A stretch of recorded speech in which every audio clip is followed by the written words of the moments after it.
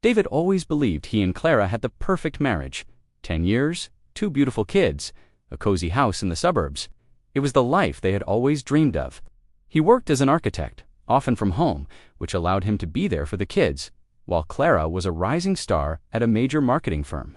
Her job was demanding, with long hours and frequent business trips, but David was her biggest supporter. He admired her ambition, her drive. He'd often tell his friends, "She's building an empire, and I'm just happy to hold down the fort."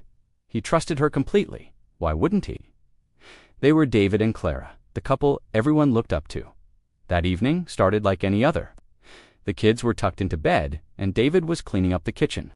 Clara had texted earlier, "Going to be a late one. Babe, big project, deadline. Don't wait up for me. Love you." David smiled at the text. He pictured her in the conference room, fueled by coffee, leading her team to victory. He sent back, "You got this. Love you more. The fort is secure." He settled onto the couch, planning to watch a movie, but the house felt a little too quiet, a little too empty without her.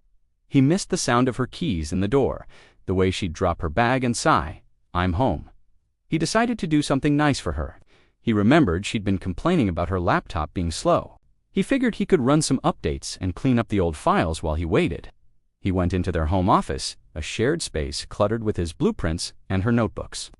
He powered on her laptop, which she usually left at home, preferring her sleek, work-issued one. As it booted up, he felt a small pang of guilt, like he was snooping, but he pushed it away. He was just helping, after all. He opened the file manager, intending to clear the downloads folder, when a chat application he didn't recognize popped up. It was already logged in. A new message notification appeared at the corner of the screen from someone named Alex. The message was simple, but it made the air in the room go cold. "Can't stop thinking about last night. You're incredible."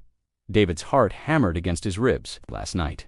Clara was supposed to be at a team dinner. He told himself it had to be a misunderstanding. Maybe Alex was a colleague, praising her presentation, but his gut screamed otherwise. With a trembling hand, he clicked on the chat window. The history loaded, and his world shattered. It wasn't just one message, it was months of them. Messages filled with inside jokes, secret plans, and words of affection that were meant only for him. He scrolled up, his vision blurring. He saw them planning lunches that were anything but. He saw Alex asking about her late nights at the office. He saw picture selfies of them together, smiling at a bar he'd never heard of, a park they'd never been to. The dates and times lined up perfectly with her business trips and project deadlines. Every excuse, every "I'm so sorry, I have to work late," was a lie. The woman he loved, the mother of his children, the person he trusted more than anyone, was living a double life. The pain was sharp, physical, like a knife twisting in his chest. He felt foolish, naive. All the little signs he'd ignored suddenly clicked into place.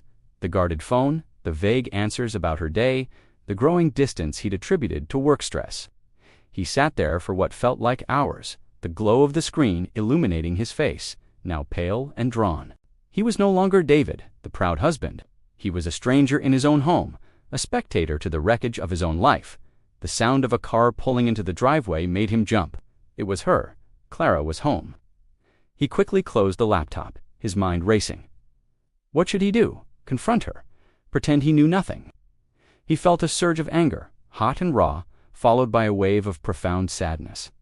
The life he knew was over. He walked out of the office and stood at the top of the stairs, waiting. He heard her keys, the sigh, and her cheerful, "I'm home." The sound, once a comfort, now felt like a betrayal. When she saw him standing there, her smile faltered. "David, you're still up. Is everything okay? You look pale."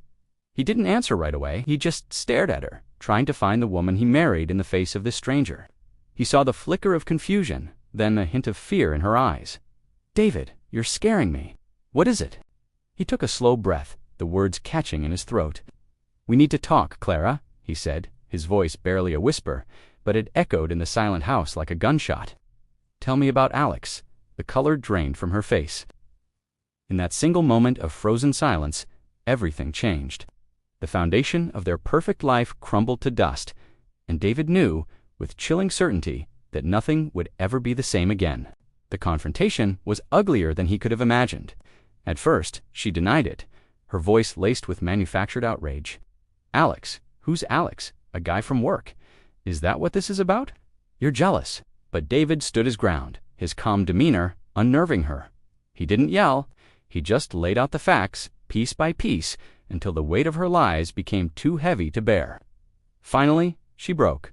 The tears came, along with the confessions. It had been going on for 6 months. Alex was a senior partner from another branch. It started as a flirtation, an escape from the pressures of work and home, she claimed.